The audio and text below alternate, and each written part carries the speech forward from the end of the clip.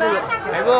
Terkait kedatangan dia ke pasar Becek, ini kan warga rencana jaga menolak revitalisasi. Kalau menurut kita sendiri warga bukan menolak revitalisasi, bukan. Jadi warga itu berharap, karena ini dulu juga adalah pasar impres ya, tanahnya juga nanti saya akan analisis lebih lanjut datanya, tapi kecenderungannya atau indikasinya ini adalah tanah negara gitu.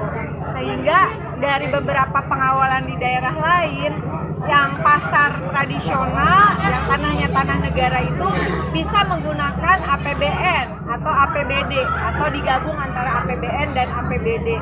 Nah, untuk Kabupaten Bekasi ini sangat bisa. Kalau daerah lain bisa, kenapa Bekasi tidak bisa? Bahkan saya harap ini menjadi percontohan pasar tradisional punya negara yang dibangun dengan uang negara dan ada jaminan, karena saya sudah melakukan pengawalan terhadap beberapa pasar di daerah lain dengan skema anggaran dari APBN ataupun dari APBD, maka ada jaminan bagi pedagang lama untuk mendapatkan kios secara gratis, karena mereka juga beli kios di sini, bukan gratisan, retribusi juga bayar begitu. Insya Allah bisa, kami akan komunikasikan dengan pihak terkait. Keluhan-keluhan seperti tadi juga disampaikan para pedagang atau gimana? Ya, keluhannya misalnya ada indikasi seperti ada upaya untuk pembakaran oleh pihak tertentu, misalnya kayak gitu. Mudah-mudahan dengan dibantu teman-teman media sama-samalah, terutama pihak keamanan, kepolisian, aparat setempat ikut menjaga tempat ini, jangan sampai ada, apalagi sampai kerusuhan begitu ya. Dan kalau memang belum, karena yang mau BOT kemarin itu ya si PT itu, ya itulah pokoknya itu kan diputus BOT-nya karena katanya anggarannya dikatakan 700 miliar. Saya tidak tahu bagaimana menghitungnya. Dan kemudian nanti bukan jadi pasar tradisional, artinya menjadi pasar yang lebih cenderung komersial begitu ya. Dan menurut saya Bekasi memang membutuhkan pasar tradisional yang punya negara, perlu sekali ya, karena ini adalah daerah zona ekonomi internasional dan kawasan industri dan sebagainya. Jadi tadi berdasarkan masukan dari teman-teman, mereka sangat ingin direvitalisasi karena kondisi memang sudah seperti ini. Tetapi tolong dibantu, dijaga bersama keamanannya. Kedua, kalau belum ada kepastian seperti apa revitalisasinya, tentu tidak buru-buru untuk direlokasi. Nah, itu kan salah satu keluhan relokasi yang katanya menurut para pedagang agak jauh. Itu kalau menurut saya gimana?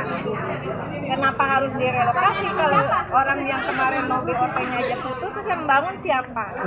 Anggaran dari mana kita belum tahu kan. Jadi mungkin itu baru kabar-kabar saja. Nanti untuk lebih jelasnya saya coba akan, dan juga dibantu oleh DPRD Kabupaten Bekasi, mencoba berkomunikasi dengan PJ Bupati Bekasi. Pak Jokowi sendiri kan memiliki program mengaktifkan pasar-pasar tradisional. Kalau dilihat ini akan dijadikan pasar komersil, gimana kalau menurut? Ya, kalau saya kebetulan di Komisi 6 itu Komisi Perdagangan ya, yang menangani pasar juga. Seperti saya sampaikan tadi, kita sudah ada beberapa contoh pasar di beberapa daerah. Atau yang paling baru misalnya Pasar Sukowati tuh yang baru jadi ya. Itu dengan skema pembiayaan dari APBN dan APBD. Bisa. Nanti teman-teman lihat aja di searching, itu pasarnya besar, bagus, dan itu kemudian dikelola oleh pemerintah lewat BUMD-nya, pemerintah daerah begitu. Insya Allah bisa kok, bisa. Berarti secara tidak langsung dari DPR menolak dengan adanya penerimaan ke swasta, pihak swasta. Kalau punyanya negara bisa membiayai, ya biayai aja daripada silva ya.